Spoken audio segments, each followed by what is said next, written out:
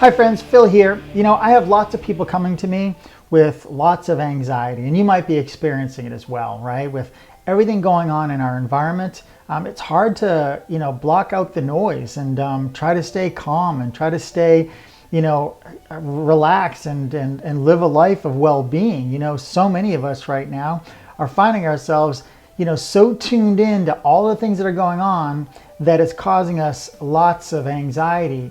And it's hard to tune out of it, right? You don't want to not be in the know. You certainly want to know what's going on. I certainly don't want to say just turn everything off, right? We have to manage our lives around what's going on. The challenge is, can we still take in the information without getting so emotionally attached to it that it causes us anxiety in the body, right? Because anxiety comes from the feelings that we get from what we're thinking about when it comes to our environment, right? You see something in our environment that's not going well, it causes a feeling. That feeling comes from your interpretation of what's going on, right? And many times what's going on, you don't really have any control over. And so you take this information in, you interpret it to be bad, and because it's bad, it makes you feel bad. That creates anxiety in the body, right? It's called the mind-body connection. So what I'd like to do is maybe share with you an illustration that I've been sharing for the last 15 or so years with people that can really help you understand how you can take in that information but not necessarily have it cause you anxiety. So let me share with you this illustration. So for those of you that have been following me for years, you've seen this illustration, but I want to share it with you from another perspective, right? This is called the stick person, and many of you have probably seen this, right? Where we have what's called the mind. So I'm going to let that circle represent your mind, okay? And then let's let this circle here represent your body. And you see that the mind-body connection, the mind and body connected. Sorry for the glare from the window. Hopefully you can see this okay. Okay, well, the mind is split up into two parts, right? We have the conscious and the subconscious mind. And so one of the things that's important to understand is that these two parts of the mind are going to determine what the body feels: anxiety, sadness, anger, right? Because the mind and the body are connected. So the conscious mind is where we think, okay? This is where we think, and this is where we reason, all right? You're doing this right now when you're listening to me. You're thinking about what I'm saying, and you're trying to reason with what I'm saying as well, okay? We take in information from our outside sources, right? So we use our faculties, like our ability to see, hear, smell, taste, and touch, to take in information, and then we think about it. When we think about it and reason with it, we give it our interpretation. Once we've given it our interpretation, and once we've reasoned with it and thought about this, we have choices. We can accept that information, or we can reject that information, right? Right here at the conscious level. This doorway is the doorway to entry to your subconscious mind, where our feelings are, okay?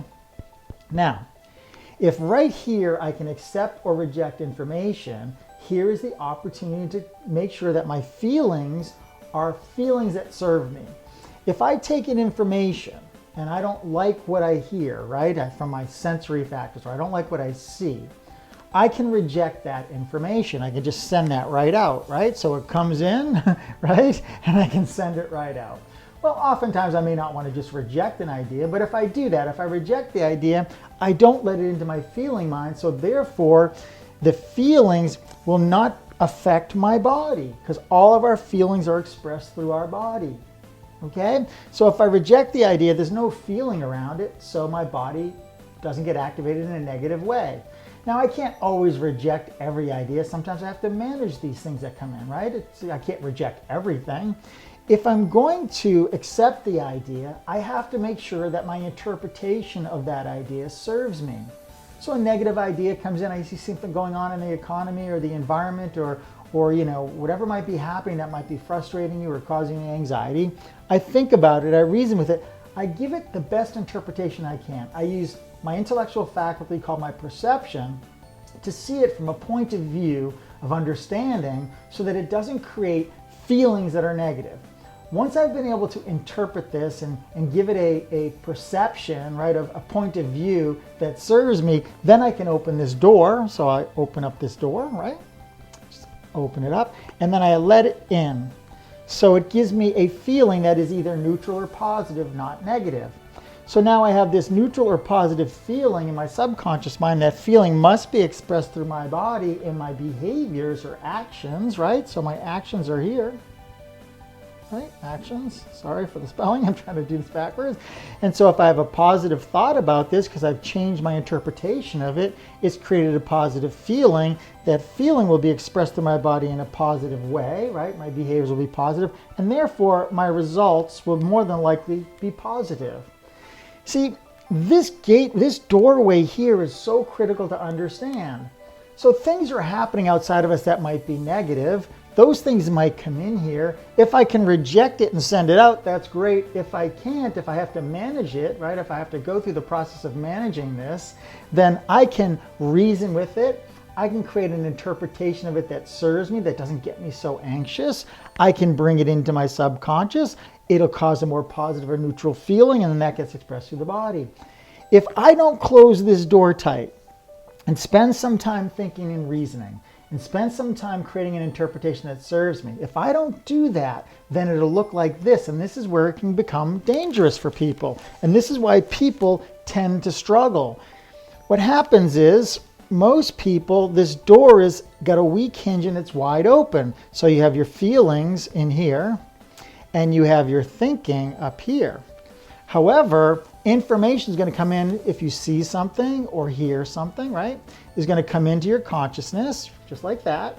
And if we're not careful, if the door is open, we don't even think about it. It bypasses the thinking and goes right into the feelings. You know this. You see something, you go, oh my word, I can't believe that happened. Or you're like, oh, I'm so sad about this. Or, oh, can you believe that that happened? Right? Did you hear what's going on? Did you see that? Right? Or, you create sadness because you saw something sad. You didn't even allow yourself to think because the door is open. You just went straight into the feeling mind. And then those feelings went expressed through your body. And those negative feelings created negative actions, which created negative results.